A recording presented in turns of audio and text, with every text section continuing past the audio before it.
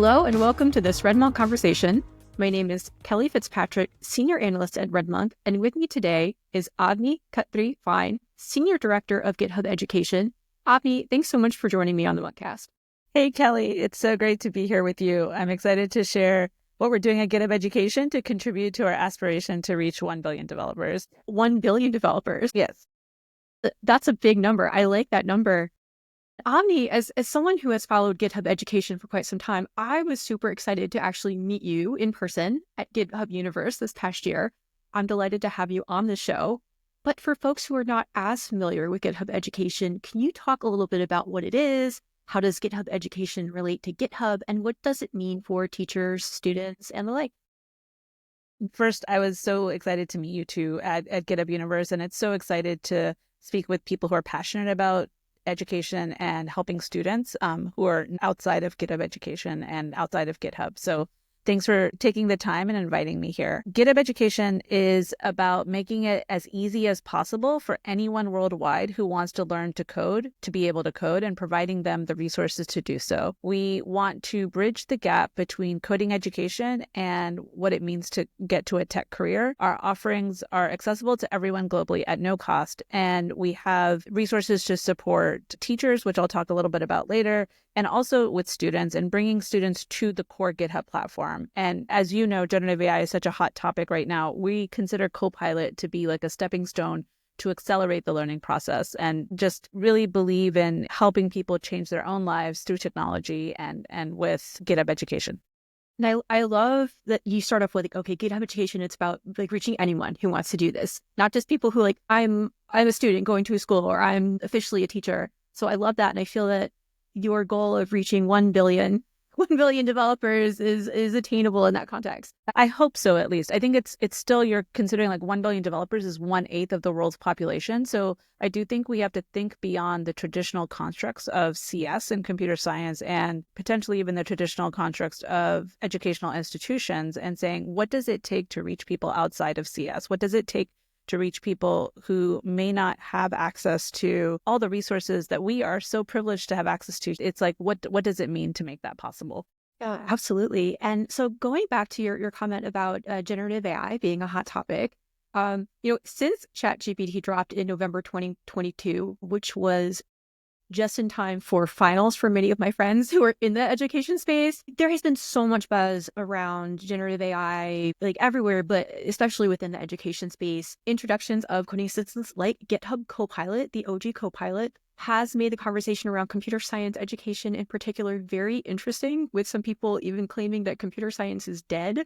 What are your thoughts on all this? Such a good question. It's provocative. So I think the purpose of learning, right, to program goes beyond creating a program, right? Coding offers students a platform for fundamental skills such as problem solving, like collaborative problem solving specifically, right? Socializing with peers, creative expression, and discovering joy in creating something new. This came out in the Teach AI guidance that was published in partnership with Code.org and other organizations last summer at CSTA. And from industry, we have found that GitHub Copilot supports automating repetitive tasks, debugging and testing, and allowing developers to focus on the what and what they're developing. And the creative aspects of programming, I don't think they go away because the product still has to be built. The product still has to be designed. And it used to be that, I touched on this like a second ago, but CS used to be a discipline of its own. But now I think of it as a horizontal layer that really can be used across fields, whether it's a scientist or an artist, to enhance and augment what you do. So when you ask me, is CS dead?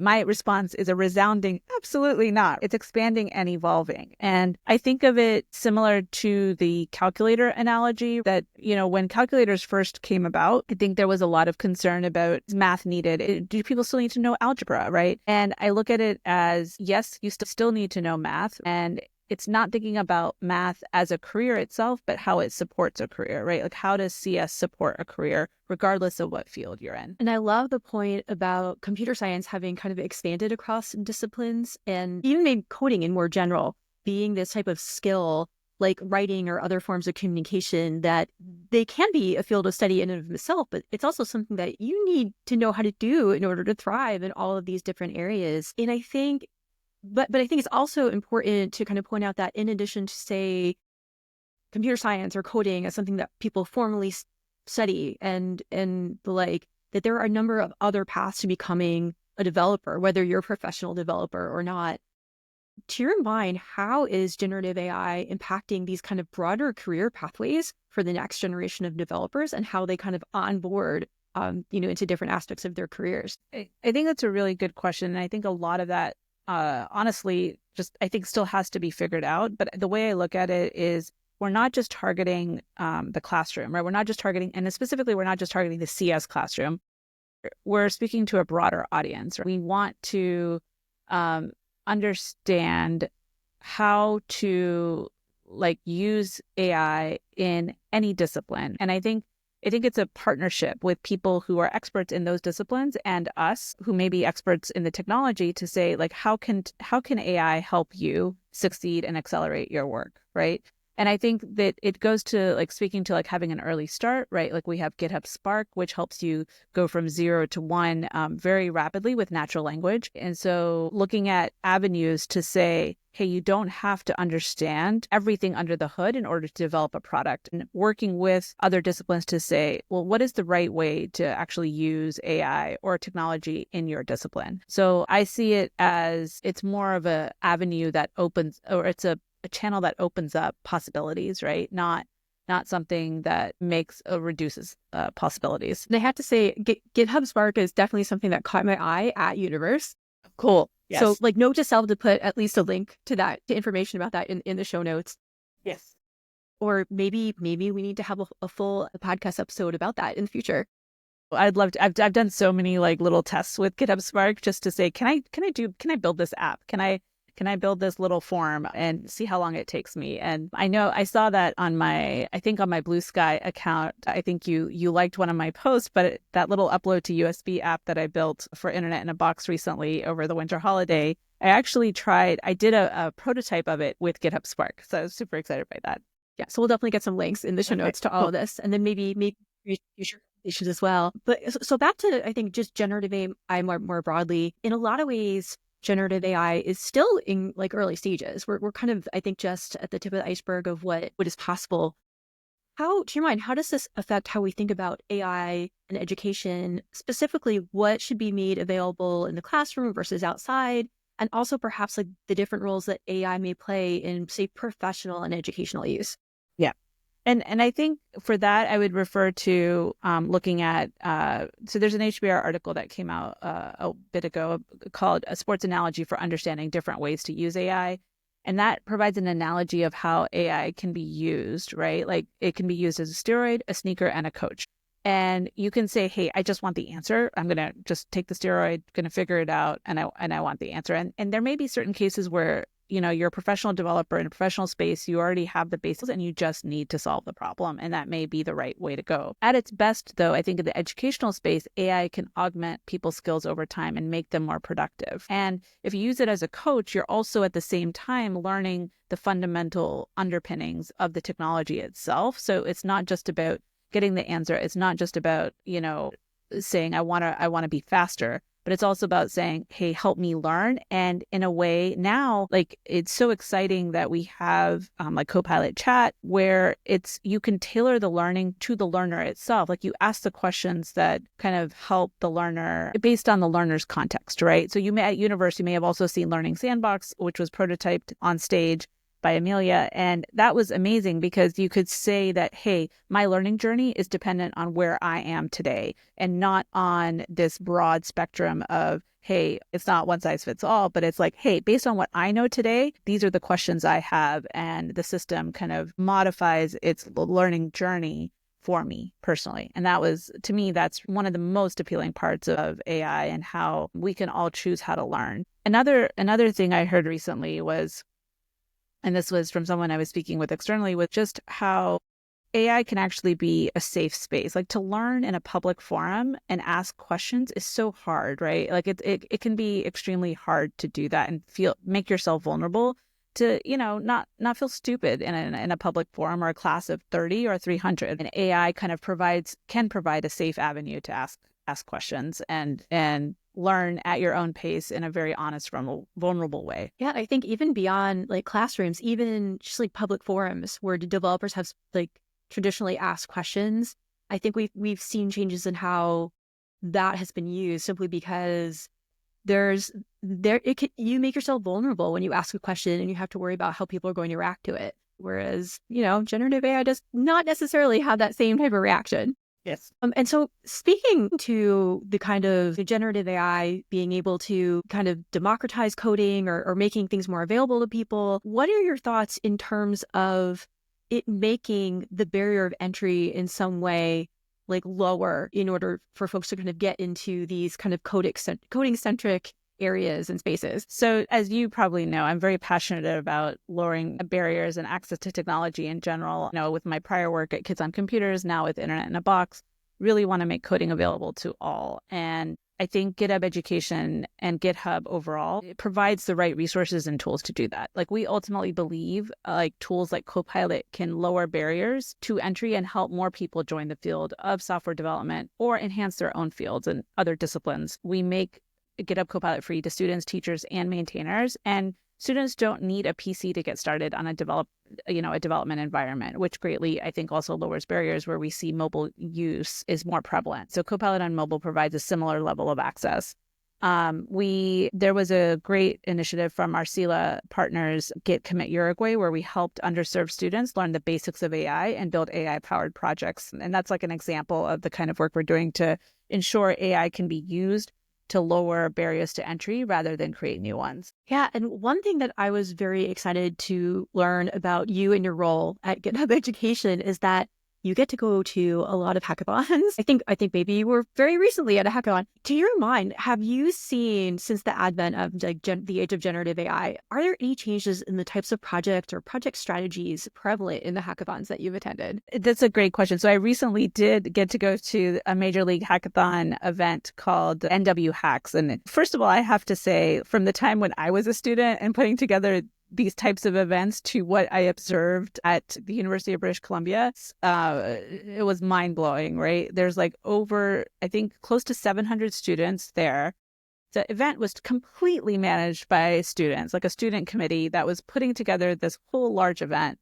And I was just so impressed with the quality of the work, how thoughtful the students were, and how knowledgeable they were too about the current technologies. And I've seen an evolution from mostly software projects, basic web applications, to there was so much hardware used on the over 180 projects, I think it was, that were submitted and judged. And it was a lot of generative AI projects as well that were where people were talking about both how to use generative AI to help software, how to improve software, but then also using generative AI to build a game that it was a squid game, that show, I think, on Netflix, but it was a squid game where they actually had this little robot that looked like the squid character and was using computer vision models to detect two players in real life. So it's amazing to me how advanced students are today and how ahead they are from where I was when I was in school,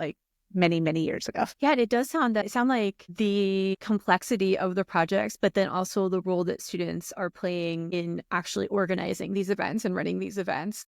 Both. Yeah. It's and then they were the ones they were the ones that recruited the just the logistics of it, just recruiting the sponsors, making sure. I mean, they had poke bowls, they had food, real food. When I was participating in hackathons in the late 2000s, I was playing we were eating pizza, right? We were eating pizza every day.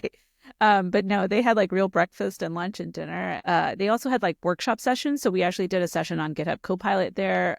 They had a community of belonging type session where essentially anyone could join and talk about challenges and barriers to entry, like what we just spoke about. So I loved all aspects of being there, and I loved being a judge too, which was very exciting to get to talk with the students directly and understand what they're thinking. I also appreciated how many of their projects were humanitarian focused and how much they want to help the world. So one of the projects that stood out in my mind was Crisis Lens, where it was mind-blowing because they were like, well, we really want to allow crowdsourcing of where danger may occur. And it was based on the I'm out here in Los Angeles today. but where the California fires were like happening at that time. And they're like, well, if people can plot on a map live, like where there's a fire happening, maybe that will help like first responders come to the location faster, or maybe they can at least alert their neighbors and let them know. So I was just inspired by the thoughtfulness, like how, like, college students, like they're just thinking about others and wanting to give in the world. So that just was so heartwarming and exciting. So Crisis Lens was the group that worked on that. So that was really, really inspiring. Yeah. And I think, to your point, whenever hackathon is not just about the technology, but like what group should technology serve in some way, I think for me, that's always a heartening thing to see. Yes. And being able to provide the skills and Copilot being like a stepping stone to help them accomplish what they want faster and make an impact faster, I think is what we all want. I think making the world better. So one upcoming event that I am very excited about, I hope you're excited about as well, is the Association for Computing Machinery's Special Interest Group on Computer Science Education, or the ACM-SIGC's Annual Technical Symposium. GitHub is a platinum sponsor this year. I mean, good job there. CS Education needs more sponsors. And you and I are panelists at a session on efficacy of learning with AI. What are you looking forward to at this event? So when I joined GitHub almost exactly a year ago, last week, right? So I was so excited to, first of all, so privileged and grateful to be here and given the opportunity to lead the education team. And the SIGSI 2024 was the first conference I attended on behalf of GitHub. And it blew me away because it was like where the teachers are so passionate about helping. They're like having active debates about how to use AI in the classroom. And they're really pushing us about like, what is the efficacy of AI? Like, how does AI in the classroom impact the students? And so I felt like this, and largely the audience is educators, mostly university educators, though some high school educators. And I was so excited to, think about like, well, how, one, I wanted to make sure that we have a stronger presence this year, which I think we're making absolutely happen with our full day workshop, the panel, and then also a talk on using GitHub Classroom in addition to our booth. And I wanted to say, like, look, I understand like some of the challenges that educators have where they're being thrown into situations where they're saying, hey, AI now exists, you go figure it out. And I'm like, hey, GitHub can help. I want to help. So I think it's my job and our job to help make it easier for teachers to teach AI in the classroom in a way that is aligned with their ethos and in a way that they feel is the right way to do so, and introduce both like what is AI and then how to use AI. So I'm hoping our panel will talk not only about the impact of teaching and learning in the computer science classroom and how students and educators interact with technology, but also like sharing insights about the use of tools and integrating AI tools into courses and exploring the benefits and challenges. And I'm so excited that you've agreed to be on the panel because I think your perspective with speaking with so many educators is very helpful. And I think you serve as a nice bridge between industry and academia. Yeah, it is my pleasure to be there. It's like the opportunity to go and just spend a couple days out of like my life, just hanging out with educators and speaking to them and seeing, exactly what they're doing. For me, that is just, that's a privilege. So we are about out of time, but before we go, how can folks hear more from you? What are your preferred social channels? I know you mentioned Blue Sky, and are you planning to speak at any events in 2025 in addition to SIGSI? Okay, so preferred social channels, definitely Blue Sky. You can find GitHub Education there. You can also find us on Twitter and Instagram where we're posting there, and also LinkedIn, of course. So any of those, totally fine. Am I planning to speak in 2025? It's a great question. I'm hoping to go to IDICE this year as well, which is in the summer. And I will likely also be somehow attending Wikimania 2025, either virtually or in person in Kenya. So looking at that. I'm not sure I'm speaking there yet. And then, of course, heavily involved in GitHub Universe again. And where is IDICE this year? It was in Milan last year. That was a lot of fun. Give me a second. The Netherlands. The Netherlands. Yes. I think, yeah, that's a good one to aim for if anyone is looking for a reason to go to Europe this summer. Agreed. Cool. Well, Avni, many thanks to you again for taking the time to speak with me. Again, my name is Kelly Fitzpatrick with RedMonk. If you enjoyed this conversation, please like, subscribe, and review the Monkcast on your podcast platform of choice. If you are listening to us on RedMonk's YouTube channel, please like, subscribe, and engage with us in the comments. Thank you, Kelly. So good to speak with you.